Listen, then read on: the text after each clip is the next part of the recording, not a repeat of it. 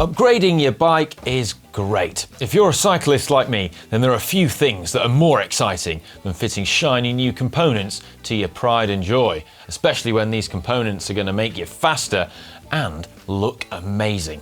However, bike upgrades can often be very expensive, and some offer far more bang for your buck when it comes to performance than others. And with this in mind, I'm going to give you what I regard to be the least cost-effective upgrades, and then armed with this information, you'll have an idea of where best to spend your hard-earned cash. First up, ceramic bearings. Now, ceramic bearings can be lower friction than steel bearings, but having spoken to several engineers, the jury seems to be out as to their benefit within cycling applications. Other elements of the bearing need to be taken into consideration, not just the balls themselves, but also the carrier and the race as well. But irrespective of whether they provide a performance gain or not, it's only ever claimed to be a couple of watts here or there. So if we do take the marketing claims at face value, in terms of a cost per watt saving, it represents kind of, well, the cherry on top of the cake of upgrades. And that's when we talk about ceramic bearings in locations such as your bottom bracket or jockey wheels or the wheels themselves. But in other locations on your bike, such as the headset, which aren't exposed to high revolutions per minute, then, well, they represent the gold leaf on top of the cherry, on top of the cake of upgrades. Top tier group sets. Now bear with me on this one, I'm talking Shimano Dura Ace, SRAM Red, Campagnolo Super Record. These beautiful components made from exotic materials are the ultimate in bike jewellery. They're the lightest components, the smoothest running, and also possess the crispest shifting. But these group sets are often double the price of second tier group sets. And although double the price, they're arguably not double the performance. They're certainly not half the weight. Second tier group sets like Shimano Ultegra and SRAM Force are absolutely superb thanks to trickle down technology. And even below the second tier group sets, we're talking things like Shimano 105, they're excellent. And in our experience, the biggest step up in performance comes when you switch to electronic shifting. And something we've seen in recent years is that that's no longer reserved for the top-end group sets anymore. It has filtered down into that second tier in the case of, say, Ultegra and SRAM Force. The top-end components are lighter, and independent studies have suggested that there are drivetrain efficiency savings with the top-end bits as well, although this is only in the region of a couple of watts here or there. And that considered, with cost-effective spending in mind, a second-tier group set is the way to go. Ridiculously light, exotic, weight weenie, carbon fibre, everything. I mean, we could make a whole video on sort of decadent, exotic carbon fibre bits, and the bike industry loves trying to make absolutely everything out of carbon fibre if it means that a couple of grams can be saved here or there. This means that carbon gets used to make everything, even when its material properties probably aren't the best for that particular application. And a quick search of the internet reveals, well, if you can think of it, it's out there. I'm talking carbon fibre chain rings, carbon fibre cassettes, carbon fibre disc brake rotors, carbon fibre computer mounts, carbon fibre seat post clamps, even carbon fibre tyre levers. I mean, there's all sorts out there. And these components are ideal for weight weenie builds where every single gram matters, but for day in, day out use, they often lack the durability and robustness of slightly heavier materials, meaning that they can be pretty impractical.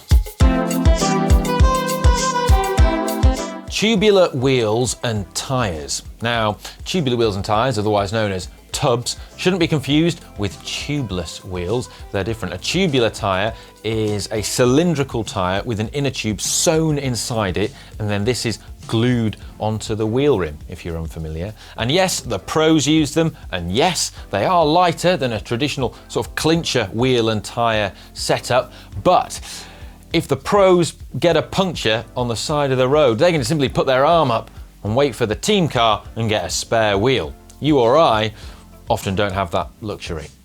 The main reason that pros continue to ride tubular tyres is because of safety. If you puncture on a tub, it's still possible to ride it a longer distance than you can on a clincher. This is important because in a race situation, it means that they can just drift to the back of the peloton and keep rolling along, meaning they'll lose less time while they wait for the team car to come up with the spare wheel. Or if they're descending and they puncture, it's a bit safer and easier to control that flat tyre and come to a stop than it would be on a clincher tyre. That said, clincher tyres have been shown to offer vastly superior rolling resistance. The rolling resistance saving on a clincher tyre is so significant that it actually outweighs the weight penalty of being a slightly heavier system. And it's because of this we've actually started to see pros using clincher tyres, particularly in time trials. And well, Julian Alaphilippe used them on stage 2 of this year's Tour, which he won, but the whole pro peloton hasn't converted yet because of this sort of safety reason being the main objection. But just bear in mind before you upgrade to pro tubular tyres, well, they are quite a bit more expensive, tubular tyres. They typically cost twice the price of a clincher, and they're probably going to make you slower as well. Lightweight titanium bolts. Now, in a bid to save about 2 grams off his bike, a friend of mine from university, who will remain nameless, went to great lengths and spent considerable time and money sourcing a load of titanium bolts to replace the steel ones that came with his bike. He was really proud of himself until he went to adjust his seat post mid-ride through a 100-mile epic at the furthest point away from his house possible, and discovered that his titanium seat post bolt has all the material properties of metallic cheese and rounded out instantly. Fun times. Specially treated chains. Now, specially waxed and treated chains can have a performance benefit on your drivetrain, typically saving in the region of around 5 watts. Now, for a best day race or for a time trial that you've been training for months, it is something that I think is worth fitting to your bike. It's something I've used in the past and would continue to do so. But if you buy a pre-treated chain or send your chain away to be treated, this is really expensive. And you can save yourself a ton of cash by simply doing it yourself. And if you're not sure how to do that, well, we've got a video that will tell you everything you need to know. Waxing your chain does take a fair bit of time though, so if you want to do something that is much quicker and will save nearly as much in terms of drivetrain efficiency, then a premium lube such as this muck-off hydrodynamic lube is a good alternative. A wax treatment will be ever so slightly faster in, well, normal dry conditions, but if there's any chance of rain or your event could be in the wet, then it doesn't last an especially long time and your drivetrain won't be very efficient after prolonged time riding in the rain. And in that instance, something like the hydrodynamic lube is going to perform much better. So all that money you spent on the fancy wax chain could be for nothing. My motto, anything for an easy life. So that's our list, but it's by no means definitive, so please let us know your suggestions of the least cost-effective upgrades in the comments section below. Maybe you've even done some of them yourself. And if you've enjoyed this video, please support the channel by giving us a thumbs up, and I'll see you in the next one.